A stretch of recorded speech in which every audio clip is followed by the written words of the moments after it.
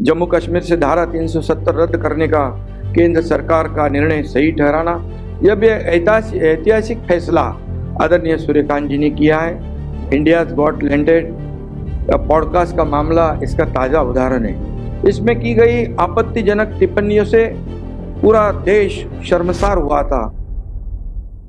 आज कठोर परिश्रम, ईमानदारी और न्याय के प्रति अटूट निष्ठा के बल पर एक साधारण परिवार का व्यक्ति देश के सर्वोच्च न्यायपीठ तक पहुंच सकता है। ये आपकी उपलब्धियों से सिद्ध हो चुका है। आपने वो सिद्ध करके दिखाया है। आदरणीय सूर्यकांत जी की जीवनी हम सभी के लिए एक प्रेरणादायी है, ऊर्जादायी है। इसलिए आज का ये समारोह केवल एक प्रोटोकॉल नहीं है, बल्कि आदरणीय सूर्यकांत जी के जीवन संघर्ष और सफलता की इस मिसाल को सैल्यूट करने का यह सुनहरा अवसर हमारे महाराष्ट्र वासियों को मिला है।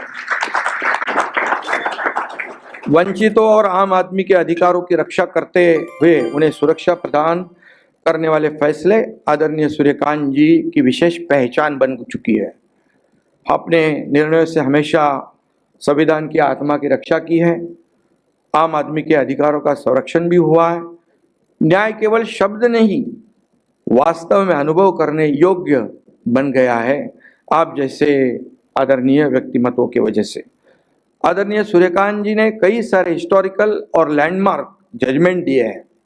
जम्मू कश्मीर से धारा 370 रद्द करने का केंद्र सरकार का निर्णय सही ठहराना, यह भी ऐतिहासिक फैसला आदरणीय सूर्यकांत जी ने किया है। वन रैंक वन पेंशन योजना को कायम रखने का फैसला भी आपने किया है। वोटिंग लिस्ट से हटाए गए बिहार के 65 लाख मतदाताओं के नाम सार्वजनिक करने का आदेश हो या राजद्रोह का कानून हो, पेगासिस का मामला हो या बार एसोसिएशन में 1/3 सीट्स महिलाओं को आरक्षित करने का निर्देश हो, आपके हर एक फैसले ने जुडिशियरी पे लोगों का विश्वास बढ़ाया है।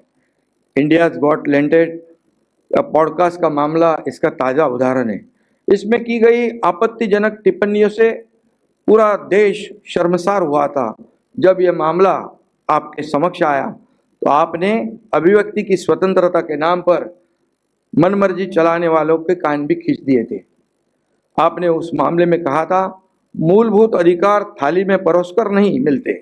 सबसे पहले नागरिक को अपने कर्तव्यों का पालन करना होता है, ये आपने कहा था। जब अधिकार मांगने वाली जनता कर्तव्य की जिम्मेदारी स्वीकार करती है, तभी सच्चे लोकतंत्र और न्याय की उन्नति होती है। सोशल मीडिया के इस दौर में आदरणीय सूर्यकांत जी की वो टिप्पणी बहुत ही मायने रखती है। मानवाधिकार हो, जेंडर डिस्क्रिमिनेशन हो, एजुकेशन, जेल रिफॉर्म जैसे महत्वपूर्ण मामलों में आपके दिए गए फैसले पूरे देश में चर्चित रहे हैं। इसका भी हमें बहुत ही अभिमान है। आपके द्वारा दिए गए फैसलों ने भारतीय लोकतंत्र को और अधिक मजबूत तथा न्यायपूर्ण बनाया है। विकास और पर्यावरण एक साथ नहीं चल सकते, ये प्रतिगामी विचारधारा है, परंतु पर्यावरण पूरक विकास की ओर चलना, यही आज की वास्तविकता है। आदरणीय मुख्य न्यायाधीश सूर्यकांत जी कई निर्णयों में यह प्रो एनवायरनमेंट और प्रो डेवलपमेंट विचार उन आपके निर्णय से रिफ्लेक्ट होते हैं। उसका उदाहरण है चारधाम परियोजना।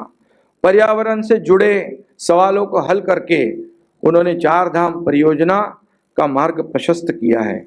देश की सुरक्षा, प्रगति और पर्यावरण संरक्षण ऐसी विकास की त्रिसूत्री आदरणीय सूर्यकांत जी ने अपनाई है। ये हमारे लिए बहुत बड़ी बात है। हम भी महाराष्ट्र में पर्यावरण अनुकूल विकास पर ही जोर दे रहे हैं और पर्यावरण का पूरा ध्यान हम दे रहे हैं। हमारी कल चर्चा हुई तो कुछ उदाहरण के तौर पर हमारी चर्चा हुई तो जब विकास होता है लेकिन पर्यावरण को भी हमें सुरक्षित रखना है, ये भविष्य की जरूरत है। महाराष्ट्र सरकार सदैव न्यायपालिका की स्वतंत्रता का भी सम्मान करती है। हम अदालत के बुनियादी ढांचे और सुविधाओं को बेहतर बनाने के लिए पूरी तरह प्रतिबद्ध हैं।